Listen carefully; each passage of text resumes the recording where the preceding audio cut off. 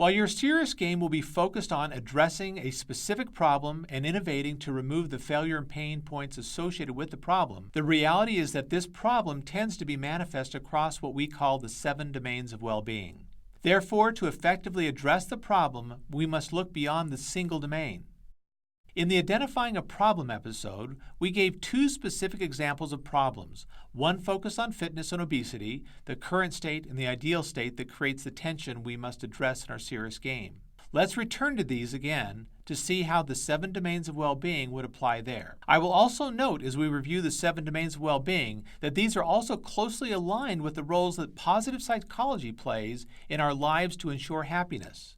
The principles and applications of positive psychology will be covered in much greater detail in later episodes, but I just wanted to point this out here so that you're aware of the need to have positive emotions, engagements that lead to flow, relationships that support you, meaning and purpose in the things you do, and accomplishments and achievements that you can measure. In the fitness example, we normally think of this being mostly focused on the physical domain. After all, why are we trying to eliminate fat, improve sleep, increase physical activity? And aren't these all physical?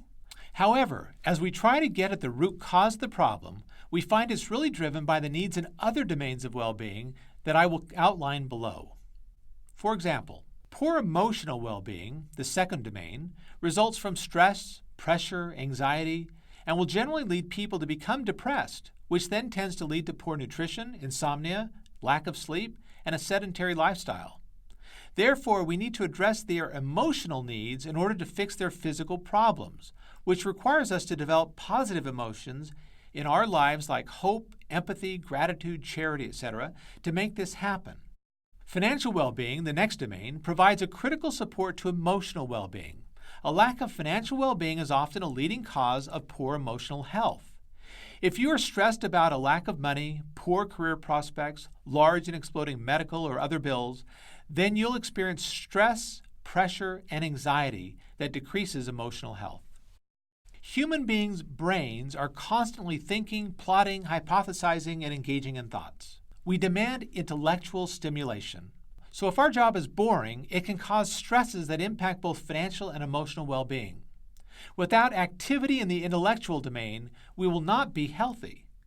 This is where accomplishments are important as we tally the accomplishments and achievements we gain from achieving our goals and objectives. Living and working in a peaceful and relaxing environment and having control over our environmental domain is necessary for well-being. If we work in a cluttered office, dirty home, busy and stressful city, and have no ability to experience environments that support well-being, we will experience limits to our well-being in other domains. In fact, when the environment is crafted and delivered effectively, people experience a state of engagement we call flow, where they lose a sense of time and space because they become one with their environment. Human beings are social creatures. We enjoy one another's company at home, at work, and at play. Therefore, having abundant and healthy social relationships is necessary for well-being in the social domain. This is why the best games tend to be those that are played with other people, so we develop and enhance our relationships with them. And finally, we all have an innate desire to be part of something greater than ourselves. We need this connection, and much of it comes through connecting with other people and the environments through the spiritual domain. This is why so many games engage the players in roles where they are saving the world, because it connects with you at a higher level of meaning, not just the game.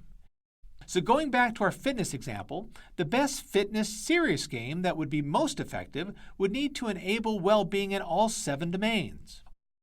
One of the past student games that competed in our serious health game competition was called Renaissance Astronaut, and it focused on enabling a corporate wellness experience for employees that would enable them to increase well-being in all 7 domains.